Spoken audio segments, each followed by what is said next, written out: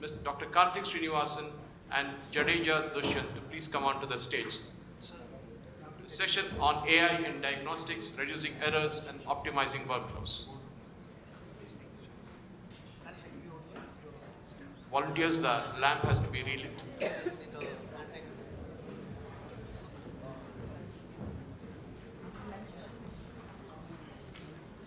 Dushyant, yeah.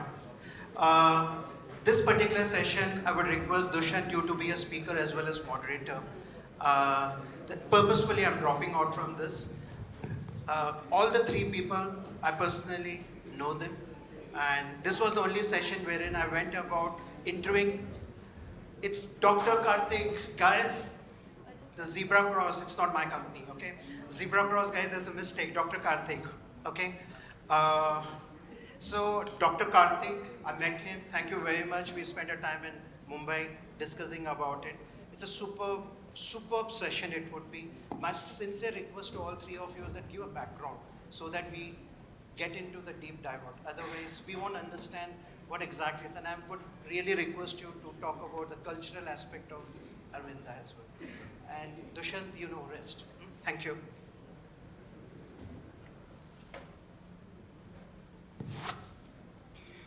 Hi, good afternoon, everyone. It's such a wonderful to be here. This is my second time coming at Health Summit, and I couldn't be excited to have this wonderful panel. Ajit and Dr. Karthik be here in front of me and talk about their AI journey. I have been on the both side of it. I have had a pleasure and opportunity to build AI systems that scale to at least few hundred thousands of patients. But now I'm on the other side trying to look at from a clinician side of it, how AI can be integrated into their workflow. So that brief about me, I'll not, because the talk is not about me, the spotlight is on these two gentlemen, so I'll invite first Mr. Ajit to come and share a little bit about your journey, what you do, maybe tell us a bit more about the DeepTek AI, and then we'll move to Dr. Karthik. Thanks, Dushyant, and thanks Vishy for having me here. It's always inspired by Vishy's passion and energy. I've been lucky to work with him. So about DeepTek, so we are in the radiology AI space. We are based in Pune. We have a team of about 150 members. We have been working on the radiology AI space for about 7.5 years. I'm one of the co-founders. My other co-founder, Dr. Amit, is a radiologist. And today, as we speak, we have more than 500 paying customers across the world, right from Singapore, Philippines, Japan, India, Middle East, and the US as well. Lucky to have a strong investor backing. We have investment from Tata Capital. Many Japanese companies, NTT Data and a few others have invested with us. Very good, lucky to have strong marquee partners like Shimadzu and Dell kind of promoting our products globally. Primarily we have two products. We have a chest X-ray AI solution which automatically analyzes the chest X-ray, identifies almost 15-20 different conditions on the chest X-ray. It's a US FDA cleared solution. We have clearances across many other countries. And I would say that we are the first ones to have a full organ-based US FDA clearance. There is no other company who has a full comprehensive organ-based coverage on the chest X-ray AI. The other is a platform. It's a platform which helps you bring in radiology AI into your workflows in a very seamless way, in a very responsible way.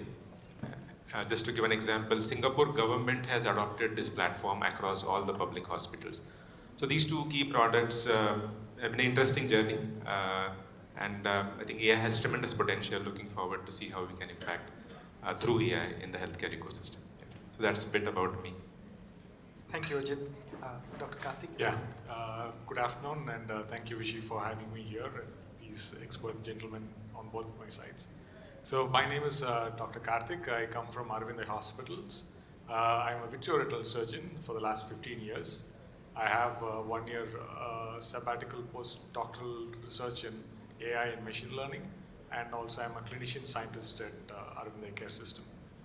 So my foray into IT is basically with having our own IT team built in-house. We have an in-house IT team who have developed our own electronic medical record for ophthalmology.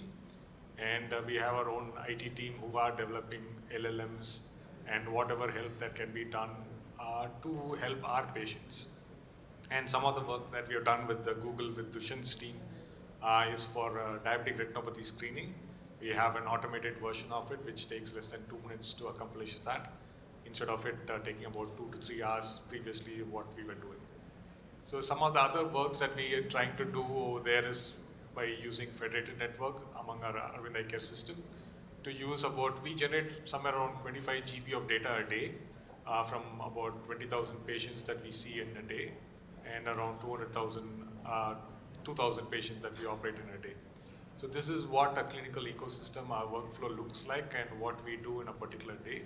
And I see an opportunity where we can use AI and other upcoming technology to make us run through this workflow in an easier way and make our patients happy. That is what we're at right now. Super nice, thank you. I mean, I have a lot of imposter syndrome coming into this panel discussion. We have on one side Ajit, who have built and scaled AI system to a great extent, to be honest, and Dr. Karthik, who have been at forefront of technology innovations in ophthalmology. So I'll try to have a beginner's mindset and try to ask a bunch of questions. And hopefully it will help some of the other practitioners in their journey as well. We have a good mix. We have a tech innovator, and we have a clinician scientist. So I think it will be a good, different perspective, hopefully we'll have it. So my first question is that if you look at AI in healthcare, medical imaging has been a forefront of it, correct? The entire revolution around ImageNet that started at Stanford, Fei Li, which kind of paved the way for AI revolution, if I would. Supervised machine learning, you have images, you have label data, and a bunch of other things out of it. Tell us how, what was the starting point for you to explore that, okay, you know what, yeah, these are the problems I'm facing, and maybe AI could be a solution to that. If you could walk us through the journey. Right. No, I think for me personally, the journey was a very interesting one. For me, DeepTek is my third venture. I have been an entrepreneur. Earlier 2 ventures, I have been lucky to scale and exit them. And I was in between these ventures when my mother was detected with nodules in thyroid. And we did a lot of medical imaging tests, ultrasound tests, and it was indicative that high chance of malignancy. So she was operated, and the nodules were removed, only to realize that they were not malignant and they could have remained there. She wouldn't have had to go through the operation she had to go through. And around the same time, I was in discussions with a Japanese company, NTT Data, Japan's largest IT company. They had acquired my earlier company. I was talking to the CTO there, and he was saying that, hey, we have access to large amount of medical imaging data, and this was about 7-8 years back. And can we do something? Can we explore how AI could be brought in? Around the same time, Professor Jeffrey Hilton infamously declared that the days for radiologists are numbered. And that really took my interest. I came back to India. I talked to almost 30 different experts, AI experts, radiologists, and the journey for DeepTek started. So what I realized then is, that there is a huge shortage of radiologists globally. In India, we only have about 20,000 radiologists servicing this huge 1.4 billion population. But not only in India, but even many other developed countries like NHS in UK has a huge shortage of radiologists. There's a backlog of 3-4 weeks for reporting X-rays in NHS. Singapore is facing a huge shortage of radiologists. Japan has a huge shortage of radiologists as well. And so if you have a good AI solution, which can really clinically address the problems, then there could be a large global potential for those solutions. And that was a route for me to really jump in and start the journey. Technology has been evolving. Newer deep learning has moved on to generative AI now. And I think more excited, more powerful solutions could come in. And I believe more impact could be created. Thank you, Ajit. Thank you. Dr. Karthik. Yeah. I think radiologists are the lucky guys. They get to do everything first. So ophthalmology never had something like that, imaging that can be using AI and tools for that. So our story is a little bit of variation where we culturally shifted in ophthalmology. For instance, for example, when you go back to 2006, we were the first to introduce using satellite link to give you a teleconsultation. So teleconsultations we started earlier. We call them teleophthalmology. We started using them in what we call city centers or vision centers.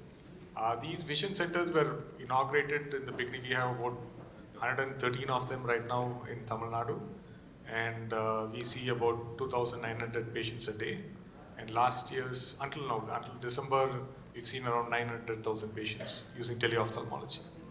So the reason for developing the teleophthalmology was we went to the community for outreach camps to look at patients, and we went out there with our own resources to do that. But we found out by research that only 7% of the population came to the camps. The rest of them did not come because they have various problems with accessing the camp, because we went there once a month or 3 months once we went over there. We were not there all the time. So then we put a brick and mortar place at their hometown where the population of 50,000 to address that issue where they can access it 6 days a week. So when we had it there, then we need to have teleophthalmology from the base hospital to give them recommendations, to give them prescriptions, to give them glasses and all that stuff. So we were addressing the problem of, if you are not going to come to me, I will come to you. So the non-customer became our customers. So that was the basic reason that we need to eliminate needless blindness to everyone, not only to patients who come to our base hospital. And then we started realizing that some of the processes and workflow are taking more time than is necessary. Some of the clinicians are taking less importance of what can be done. So that is how we grew, and we have to address this problem. Let's address it with human intelligence first and then go to artificial intelligence. So we sought out what problems can be addressed, and then we found a solution for that rather than take a solution and fix it to a problem. Super nice. So I think both of you have a different perspective on how did you started on medical imaging and AI into it. Early days of AI in medical imaging was mostly recognition, segmentation, and if you could tell us a little bit more about how you started on that and how things have evolved. I'm sure there may be challenges, though you had 7,000, 8,000 images, but I'm sure the devil is in the detail, correct? Were they all good quality? How did you kind of come up with your data set, ground truth? What were some of the learnings in integrating AI solution into the clinical workflows? There's been a lot of talk about adapting AI to existing workflows, correct? So I'd love to hear, since you have so many skilled operations there, would be key to understand that. Yes, I think a huge promise to transform productivity and quality through AI in radiology. But having said that, as things stand today, the adoption is still in a very, very early stage of AI, and probably not only in radiology, but in multiple other sectors within medicine. And there are multiple challenges actually. First question is, can I trust AI? Is it delivering the right accuracy? Is it not biased for any specific cohort, for example, age group, or BMI characteristics, or gender, ethnicity? And if there are biases, would I be aware of those biases? And how can I really rely on AI? So there are many, many challenges. And if you look at, in general, what's the current status of adoption of AI globally, it's largely in the validation phase. I think many hospitals have an interest in the use of AI, but they are in the phase 1 where they want to try out the AI, see the efficacy, see the impact. However, there are a few segments where AI has seen large adoption, and I'm really happy to see in your case, sir, that there is a good adoption of AI. And I would like to point out one case study which I have seen has adopted to a very successful adoption of AI, and that is our project with the Singapore government actually. And just to step back, the imaging volumes in Singapore, medical imaging volumes, are growing almost 20% year on year. The number of radiologists are not growing as much. And as a result, Singapore government, in a very proactive way, about 3 years back, said, hey, we need to really bring in AI into the radiology workflow, impact productivity, impact quality of care. And 3 years back, they looked out for the partners, and luckily we got a chance to engage with them. The main difference I see why Singapore government has been able to adopt is they took a very holistic vision into this opportunity. Many hospitals I see today just focus on accuracy of AI. Is the AI accurate enough? Is it delivering enough accuracy for me to adopt it? Or even accuracy, maybe the wrong metrics to look at it. Exactly. And you can imagine, courtesy Professor Jeffrey Hilton, a radiologist finds a false positive or false negative, it's alarming. Oh, this is not working actually. But Singapore government really had a holistic perspective.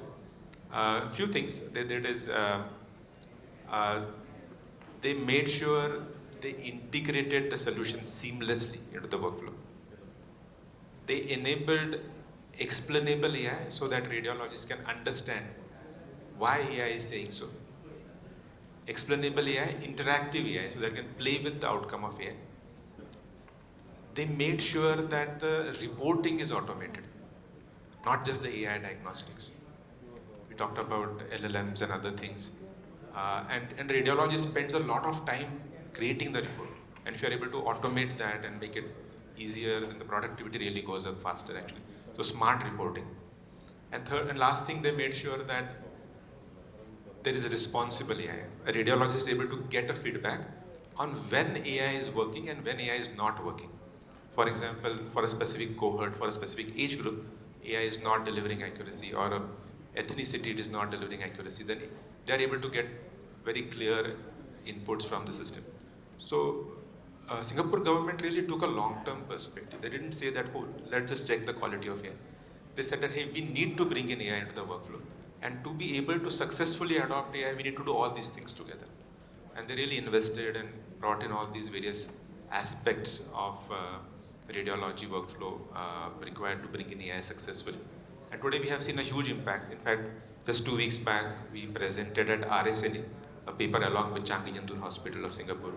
And we have seen almost 73% improvement in productivity for chest X-ray reporting. And we have seen almost 90% improvement in turnaround time of chest X-ray.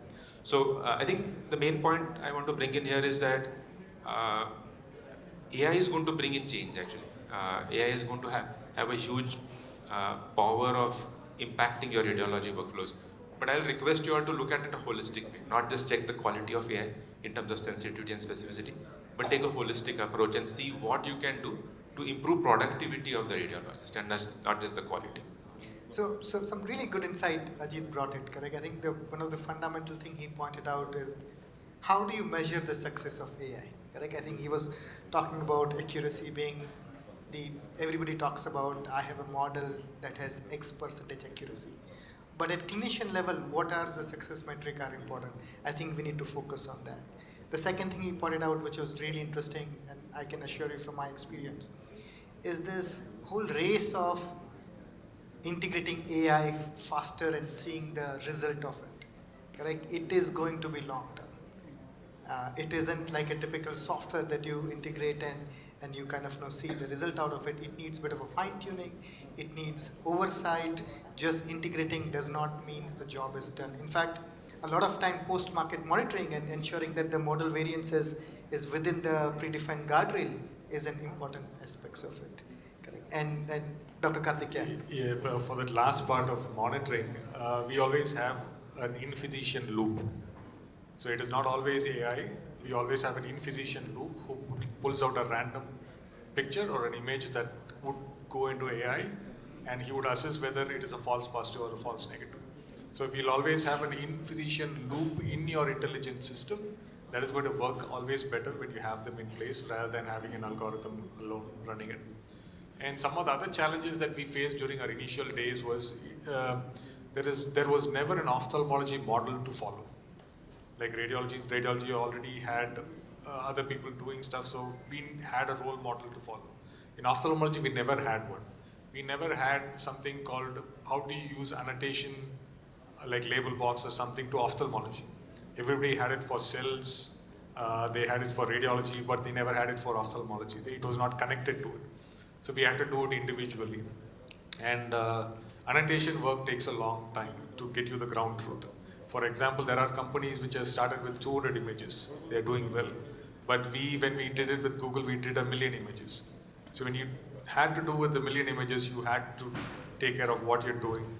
So once we crossed over the challenges of having data sets ready, then we had to apply the algorithm. It took us around 7 years to complete the Google project for them to get it out as a product.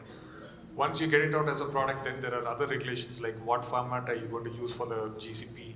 Are you going to put it into DICOM format? What codes are you using? SNOMED, ICD, FDA approved, CE marked, everything that comes into play for an algorithm to take it out as a product.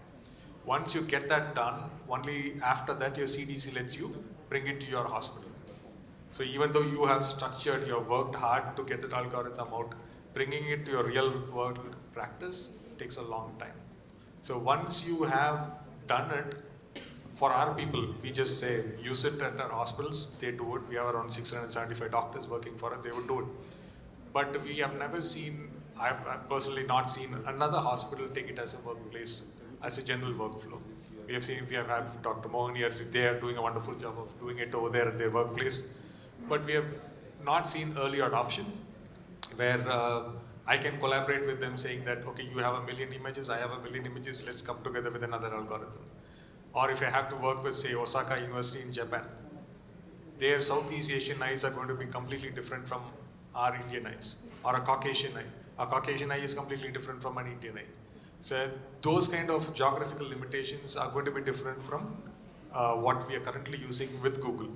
Aboriginal eyes in Australia, where we are trying to apply the same in their population, is completely different because our ground truth is from India. So all these limitations sort of limit us to try to find out newer ways to do things, but we'll have to find out in the near future, otherwise we'll be left out of the race. Super. So I'm going to change the gear a little bit. We know that AI in medical imaging has proven its value into the clinical workflow, and oftentimes the question has been asked that what more can we do? And there is this, I know Aravind has more than one AI systems in their deployment from different vendors. You have marketplace model around it. So maybe if you could help us understand how these things what could be a future look like, let's say a hospital where you have one AI system for it's a particular task, you have another AI system, and how they kind of function together in a harmonious way. Any insight if you can share that? So right now what you're asking is, where do you see us in the future? So right now we are in the domain where we are still using Google search, and ChatGPT is 5 years away. So it is relevant to that. So we are right now trying to fit in how it is going to help our patients, how the workflow is going to get benefited, but we are still staying local. We are still in Tamil Nadu. We have not shifted to India. We have not shifted to the world. So, like how WhatsApp, Dr. Deepak told us about using cloud physician. So how am I going to use this teleophthalmology platform, this algorithm to reach out to the world? So that is a more interesting phase that we would like to see in the future. Maybe it would come up. Maybe we would lead it. I don't know. Do you also want to talk about the external eye work that you're what are the novel biomarkers using AI you are kind of seeing the future of medical imaging in AI? Yeah, for radiology, like how you have radiology picking up for tumors, radiology picking up for the lungs, for different parts. For the eye, we have it like glaucoma, cornea, anterior segment imaging, posterior segment imaging, visual acuity, and all those stuff. So each of them has an algorithm that we have already created that we are trying to use it to, so that the clinician does his clinician job alone. He uses his clinical knowledge and his experience to give his advice and does not do anything other than the routine work that is supposed to be done. So in that way, we are just trying to outpace his, we do not have an appointment system at a clinic, at our hospitals. It's walk-in basis. So when you're going to say tomorrow 2,000 patients are going to come rushing in, we'll have to send them out in 5 minutes, a throughput time of around 90 minutes. If you're going to need to do that, we'll have to be efficient. So this will make us more efficient. That is what we envisage. Yeah, no, I think there's a lot of excitement in the radiology AI space. There are more than 150 US FDA approved products in the market today.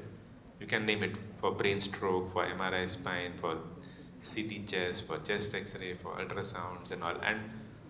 But as I said, the adoption is still at an early stage. I think there are AI marketplaces. AI marketplaces have hundreds of these products. The promise that you click a button and that product will be a part of your workflow. And we do that. In our Augmento platform, we enable that actually. But I think, I believe a lot of people from the industry here, the adoption of marketplace is still in the very early stage. Though there are so many products in the industry, I think you have to be very careful because you're going to invest time and money. And after investing time and money, you would either be satisfied or dissatisfied actually. So my recommendation will be to really identify where you can make an impact through AI. What is the use case which will deliver value? Primarily deliver return on investments. When you put your money, you get money back for that dollar actually. And there are a few things which I would like to talk about which have been really successful in terms of adoption of AI. One is the brain stroke detection, an emergency case where a patient is coming to the hospital, you do a CT scan, you immediately come to know through the AI technology if the person should be thrombolized or not.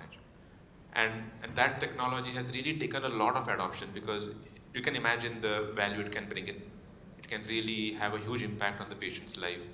Radiologists might not be available late in the nights to be able to give that quick decision. So I think that's one use case which has really seen good adoption, and if you're exploring the use of AI, you could look at that. The other use case has been chest X-ray reporting. 33% of your imaging volumes are going to be chest X-rays. And if you're able to relieve your radiologists from the stress of reporting those chest X-rays, they can focus more on CT scans, MRIs, ultrasounds and higher value modalities actually. And that's one area where we have seen success. That's one area where the investment in AI could help you really deliver a good return on investment. There's one other use case I would like to talk about. I think not necessarily to do with the hospital industry, but public health screening. AI is being very extensively being used for tuberculosis screening globally. WHO has a mandate to stop TB by 2030. And as a result, a huge amount of funding has got created. United Nations driven funding, Global Fund, UNITAID, USAID have, and each government is coming. India has set up a goal of 2025 to stop TB. And the burden of tuberculosis is so high across developing economies, Africa, Asia Pacific, that almost 30% of these populations will have to be screened on a chest X-ray. And those many images are going to be created, and those many images will have to be read, impossible to be read, and hence the use of AI. And WHO has done a very intense study around the efficacy of AI for tuberculosis screening. It has come up with guidelines, accuracy targets, and we are seeing a huge adoption of AI for tuberculosis screening across all the developing countries, Africa, India, SAARC region, Asia Pacific region. And that's one area where I think both for the society, value creation is completely visible, and also for AI developers like us, we see very clear value proposition and potential for revenue generation. So just one, it might be controversial, but we'll also have to think about, are we really interested in the algorithms or are we really interested in data? So if you'll have to answer that question. So we are culturally motivated to eliminate needless blindness. So we go for what is good for the patient. But for people who come to us, we'll also always have to ask them, is it the algorithm that's going to treat the patient or is it the data that you require? So you'll have to think about that too. Yeah, there's a fine balance that you have to kind of keep it there. Wonderful. So just taking a cue on the data point of view, the AI landscape has also been changing from doing a specific task to now with multimodality. You have LLM, we heard about SLM, VLM, and many other things out of it. I'd be keen to understand how some of the things have been evolving in your field. Do you see multimodality playing an interesting kind of, are there use cases that you are exploring or that you see would be good at radiology perspective and also in ophthalmology perspective? And if you are, or if you have any early experiments that you could share with either of your own or even in the broader ecosystem perspective. Yeah, no, I think LLM, generative AI is a very transformative technology and it's going to have a big impact. And the first adoption of that in radiology is creating reports. You just give 1 or 2 prompts to the LLM and it will create a very comprehensive structured clinical report. Otherwise you'll be dictating to a steno or you'll be using a template and editing the template and it takes time and efforts to really create a good structured clinical report. With LLM you just give a couple of prompts, key prompts, and you can interactively do that and structured clinical reports across all modalities, whether it is CT scans, MRIs, come out actually, and we have been working on that technology. That's the stage 1. I think stage 2 is where vision AI using generative technologies will be is being looked at, but that requires a large data set actually. It requires the imaging data set, it requires the non-imaging data set. It implies the patient history, the clinical reports, patient outcome, the radiologist reports, and today that kind of a data to come together isn't really very easy. But I believe a lot of work would be happening in that space today, because if one has an access to that kind of a data, the generative AI can really come up with very powerful technologies. So back in our hospital, what we're trying to solve is one, to help the physician. If he's going to miss out any particular field in entering the electronic medical record, there is going to be a prompt coming up saying that, hey, you seem to have missed this field out. Or if you have pulled previous, if suppose the last visit's data, you're just trying to pull it to this visit, if there's going to be a change that the AI detects that there's going to be something wrong, and it's going to update you as a pop-up. And the second one is to summarize your clinical history. We have had patients who had 108 longitudinal visits in a year. So going through all the 108 visits is going to take time. So if it's going to summarize it into a single 200-word page and let me know what has been done to this patient, how many injections have been given, what injections have been given, what worked best, what is his current status, and all those sort of things is what we are trying to improvise, so that it still brings back to the fact that the doctor's time is more important, rather than wasting time on looking at through 108 longitudinal visits to come to a conclusion. Look at a snapshot of those visits and start treating the patient. So those are some of the things that we are trying to come up with. And another one is speech to text into our electronic medical record, because we guys are not typing friendly. We still go one character at a time. So instead of us wasting time on that, you talk, it directly enters into the electronic medical record, directly into those fields that are necessary. Those are some of the things that we are trying to bring up. So I have 2 questions.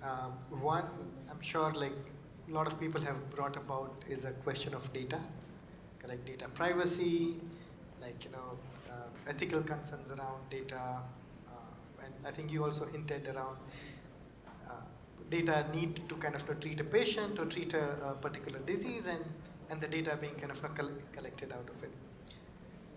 What are some of the practical aspects of data you have seen? Of course, there are guidelines that says one thing out of it, correct? And many times we have seen all of them are like a guardrails, right? But what in the practice, what happens is kind of very different there. If you could kind of share some of your personal experience and highlight, that would be very helpful. So we sort of have gone around not giving out patients' data. So that is by using federated networks where you just pick out. So if I can pause you. Yeah. I know you have a wonderful effort happening at CODA. Is it the CODA is the name? Yeah, CODA. And if you can also maybe tell a little bit more about that, would be helpful. Yeah. So the federated architecture, what it lets you do is, instead of you taking the data set to your base and trying to figure out what algorithm fits for that, the federated network allows you to just ask the question And that algorithm is going to go to that server node and get that answer for you and come back. It is not going to pull out any patient information, no personal health indicators are pulled out, it is just the question's answer that is pulled out. So what we are trying to do right now is to lay a foundation model for federated network around 13 Aravind Eye Care systems, 113 vision centers, and around 27 secondary centers. So through this, whatever data is generated and whatever answers that the researchers, clinical researchers need, all it can be done by typing a question into a search engine, get the answers back without getting access to patient's data. So if I understood correctly, what you're saying is that a doctor basically writes a particular query, a particular question, and that logic is going to all distributed systems, it is executed locally, answers are collected and given to you without any PHI. Without any PHI. Interesting. And how are you doing it? The federated network is what? Federated network, we've got the support of the University of Maastricht to develop it. The University of Maastricht in the whole of Netherlands, they call it as a personalized health train, where the whole of the health system, like how the NHS works in the UK, they have tried to adopt it by using federated network to all their healthcare system. Nice. Yeah, no, I think the problem of data security is extremely critical, and especially with the age of AI. An AI engine has your data, can do many things you would not like. We talked about WhatsApp, and I was thinking all my banking information, all my pathology reports, all my clinical reports, all in my email actually. And these emails are in some server in the US. And they have full access to it, and AI engine could really churn out. Unfortunately, I save my passwords also in the emails. So you can imagine the access and the issue around data privacy. But coming to the healthcare ecosystem, I think building solutions which address these challenges very efficiently is extremely important. And luckily we have been able to work with very marquee large hospitals globally, and they are extremely careful about these things. And so the few foundational blocks are data anonymization actually. Whenever data is exchanged, it should be anonymized appropriately. Data de- and re-identification. Because you want the patient information to go out and also come in and get aligned to your database. So de-identify and re-identify the data automatically, seamlessly. Making sure data is secure, encrypted, not only when it is in the disk, but also when it is on the network. So how do we do that? And bringing all the necessary information security architectures to enable these systems to be very robust is extremely important actually.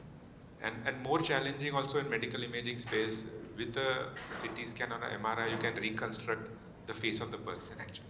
So you can imagine, I think this topic is just at the tip of the iceberg today, I think, and with the evolving AI technologies, it is going to be more and more important for us to take care of data extremely carefully.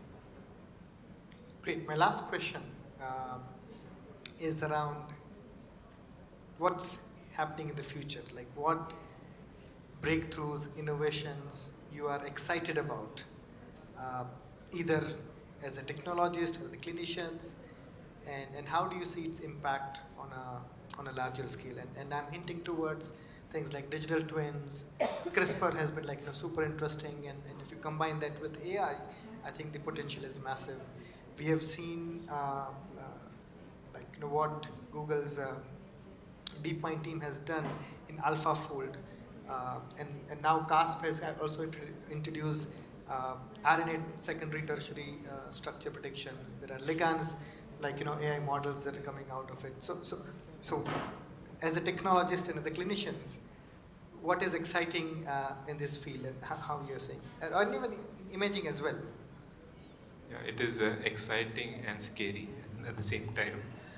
I think for the first time we have seen an event where intelligence is smart, other than humans, is smarter actually. I think so far for millions of years, humans have been the smartest species in the world. Like it or not, now we have technology which is smarter than humans, and what it implies, what are the implications of that are really tremendous. It will have socio-economic implications. It could have employment-related challenges. But I think, and the big question around ethics around these technologies, who will control, who will guide these technologies, the unethical use of these technologies is a really big question. But having said that, on the positive side, the impact is also tremendous. I think generative AI is extremely powerful, more intelligent than humans. If you have the right data, it can replicate and exceed the power of humans. And yeah, I think the use cases are just unlimited. I think the impact it can bring in is tremendous. Do you have last concluding thoughts? No, I just see the federated network reach the whole world so that we can take care of whatever patient says, like how BPOs outsource their work. The same way, if you have a patient in South Mexico and you have federated network and telemedicine acting, I can answer him from right here instead of him looking for an ophthalmologist in South Mexico. So that's what I feel like in the future. Thank you. Thank you, Vishi. And yeah. Thank you. Thanks. Thank you. Thank you very much, and running short of time. Can you hear me? Okay, there's quick update until Suresh sir fills the gap. A couple of things is that you have a 3 coins. I guess you all got a 3 coins inside, or it's not here with me.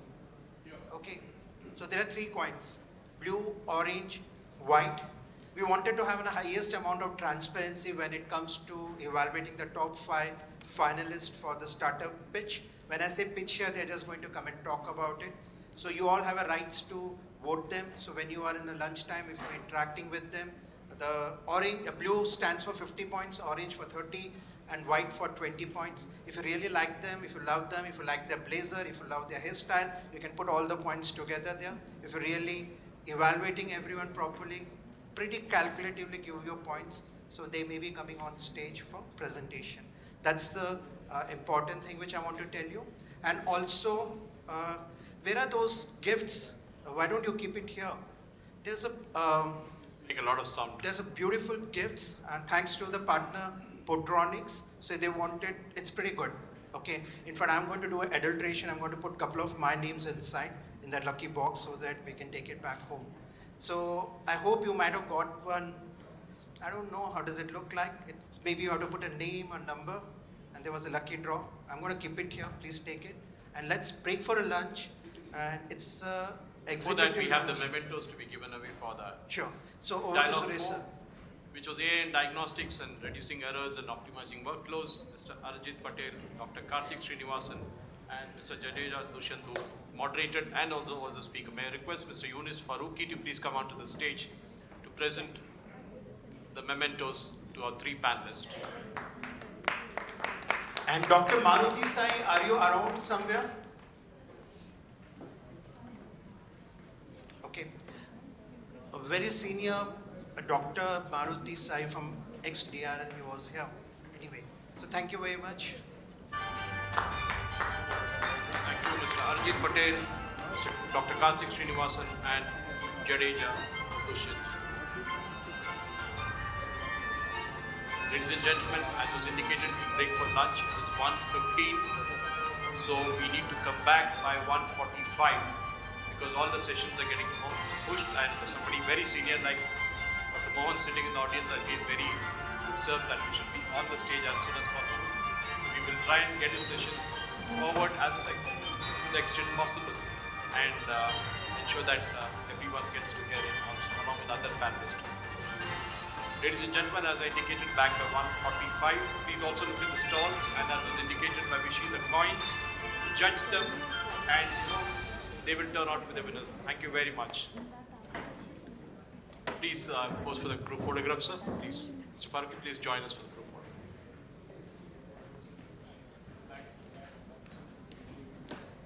So let's have a quick lunch and be back.